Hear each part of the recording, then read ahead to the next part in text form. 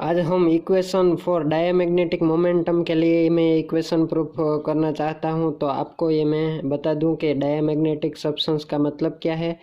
Diamagnetic substance का मतलब ये है कि उसमें पेयर में इलेक्ट्रॉन है, अन पेयर में इलेक्ट्रॉन नहीं है। ठीक है, एन की वैल्यू 0 हो जाएगी, यानी पेयरिंग में आपको इलेक्ट्रॉन मिलेंगे, अन पेयर में इलेक्ट्रॉन नहीं मिलेंगे। ठीक है, उसको हम डायमैग्नेटिक सब्सटेंस बोलेंगे। ठीक है, तो डायमैग्नेटिक सब्सटेंस की वैल्यू आपको पता है, उसकी वैल्यू है वो उसकी जो ऑर्बिटल मैग्नेटिक मोमेंटम की वैल्यू है वो नेगेटिव में आपको लिखनी है, क्योंकि डायमैग्नेटिक सब्सटेंस है तो उसमें अनपेयर इलेक्ट्रॉन नहीं है, तो यहाँ उसकी जो वैल्यू है वो नेगेटिव में वैल्यू आती है। तो यहाँ देखो डायमैग्नेटिक है तो डायमैग्नेटिक मोमेंटम का इक्वेशन मैंने यहाँ लिख रखा है -E इंटू वेलोसिटी r²/2c। ठीक है, अगले लेक्चर में हमने ये पढ़ लिया था, लेकिन आपको ये यहाँ डायमैग्नेटिक और पैरामैग्नेटिक में सिर्फ डिफरेंट कितना है, डायमैग्नेटिक में आपको वैल्यू नेगेटिव में लिखनी है, पैरामैग्नेटिक में ये वैल्यू है वो पॉजिटिव में लिखने हैं। यहाँ देखो उसका इंट्रोडक्शन पार्ट मैंने यहाँ थियरी में कुछ लिख रखा है, वो आपको पढ़ लेना है। ठीक है, मैं आपको इक्वेशन के बारे में बता दूं कि उस इक्वेशन कैसे आपको प्रूव करना है।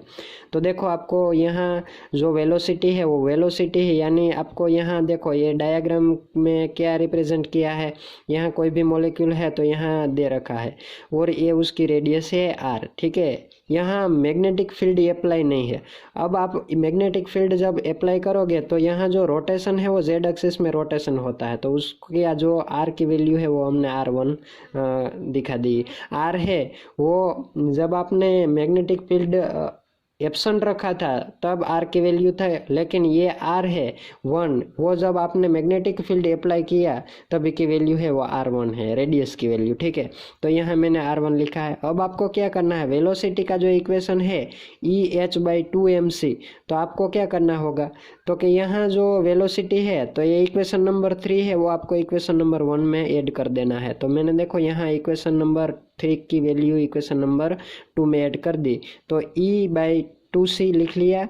यहाँ जो वेलोसिटी की वैल्यू है वो EH/2mc है, वो मैंने यहाँ ऐड कर दी इनटू r1², तो r1² मैंने वैसे ही लिख लिया। ठीक है, आपको क्या करना है, उसका जो डिस्क्रिप्शन है तो मैंने यहाँ क्या किया, 2 इंटू 2 × 4, तो मैंने यहाँ 4 लिख दिया। ठीक है, आगे देखो ये इक्वेशन, यहाँ आपको पता ही है कि वो 3D में भी उसको मैग्नेटिक फील्ड अप्लाई करो तब वो 3D में भी उसका रोटेशन हो सकता है। ठीक है, तो यहाँ देखो r है उसकी वैल्यू आपको 3D में x² + y² + z² में लिखनी है। ठीक है, लेकिन यहाँ हमने क्या पढ़ा कि जब हमने अप्लाई मैग्नेटिक फील्ड अप्लाई किया था तब वो जेड एक्सिस है, वो जेड एक्सिस में रोटेशन होता है, तो वो जेड एक्सिस है वो कैंसिल हो गई, तो r1² इक्वल टू क्या हो गया, r² प्लस x² + y² हो गया। ठीक है, तो आपको पता है r² y² यानी x² y² एंड z² ये तीनों की वैल्यू है सेम टू सेम है,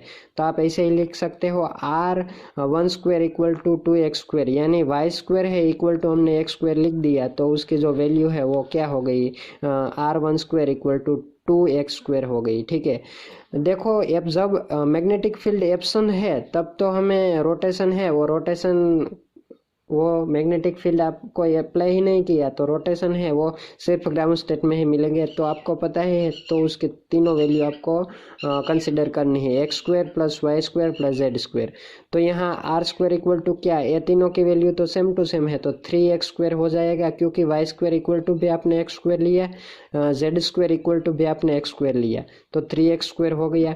अब आपको क्या करना है, ये दोनों का रेशियो निकालना है, r1² या r²। r1 है वो जब आपने अप्लाई मैग्नेटिक फील्ड किया तब z एक्सिस में रोटेशन होता, तो z एक्सिस आपने कैंसिल कर दिए, तो इसलिए ये r1² एंड r² है उसका रेशियो।